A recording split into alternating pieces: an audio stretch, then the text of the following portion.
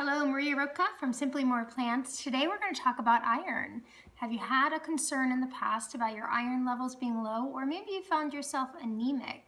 Stay tuned and I'll share with you some important tips about iron.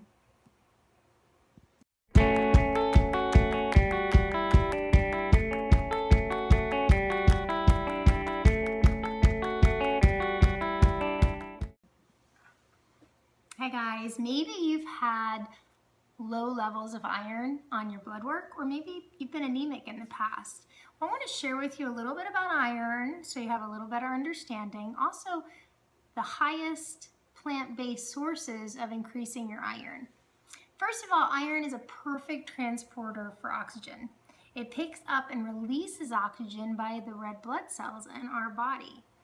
It also is needed for proper metabolism, for muscles and other organs. That process that turns calories into energy needs iron. So when we don't have enough iron in our bodies, that's when we're going to find ourselves to be more fatigued. Women have about 1.6 grams of iron in their body blood at any point. Men are a little higher. And it's a common misconception that we have to eat red meat in order to have iron. There are great plant sources for iron, and I want to share with you today a good list of what you could actually use to increase your iron intake by just eating some better plants. Now we think about iron for the red meats, but we also need to think about legumes and greens and other plants that could provide us the iron that we need to keep that process in our body where energy is used efficiently at a higher rate. So let's talk about spinach. Spinach has 36% of the required daily allowance of iron.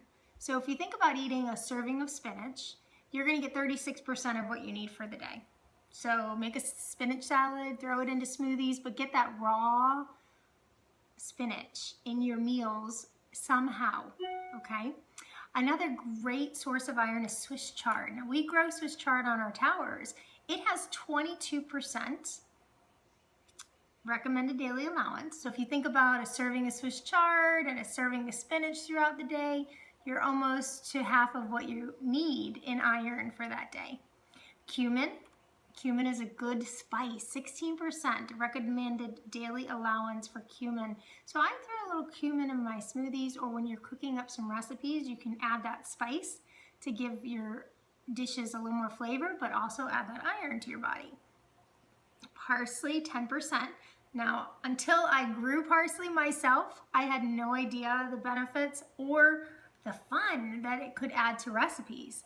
I actually juice parsley, and then I love adding parsley to a carrot rice pilaf that I make. So that's a great way to just, at the end of the recipe of cooking the rice, I add the raw parsley, and it adds such great flavor. And it's a little lower in iron, 10%, but if you think about adding that just for flavor in a few of your recipes throughout the day, you're adding 10%, 10%, 10%. And that adds up, 10 of those adds up to 100%. So even if you just had that, you would be adding iron to your body. Bok choy, new veggie that I've been growing on the tower. Another lower amount, 10%, but nice. It can be cut up as a cabbage, like a coleslaw, or maybe in a salad. So that is a nice way of getting some added iron. And let's remember our lentils. Lentils have 37% of our recommended daily allowance. Soybeans, 49%. So when you think about soybeans, good non-genetically modified organic soybeans in the form of tofu or good soy protein, you're gonna add almost 50% of that recommended daily allowance of iron. So we actually use Juice Plus Complete every day. It's a smoothie mix that has soy protein in it, but it's a water-washed, non-GMO soy. So we get that soy easily in our morning smoothie.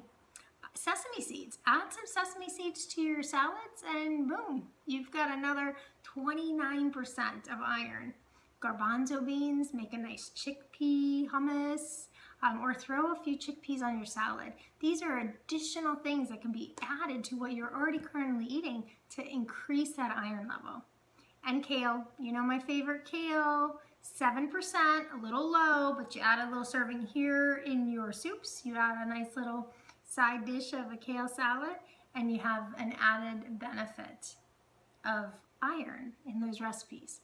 So I know that, again, we think about iron coming from only red meats, but it's not. Plants can be a great source of iron, and iron in your body helps turn those calories into energy. So if you're feeling a little fatigued, it could be your iron levels are a little low.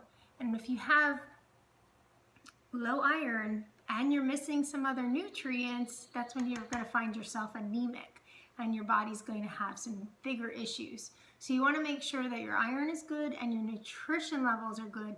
And obviously eating more plants is going to provide you more nutrition. So I hope that's been helpful today. If you would like to reach out to me, you can reach out and ask any question you want at maria@simplymoreplants.com. I also have plant-based recipes where you can sign up for free plant-based recipes for all these vegetables that I mentioned today, and you'll get them free in your email box and just keep you motivated to eat more plants, because we want to teach you to not only learn why you should be eating more plants, but how to eat them and even how to grow them. So I hope you have a great day and eat more plants.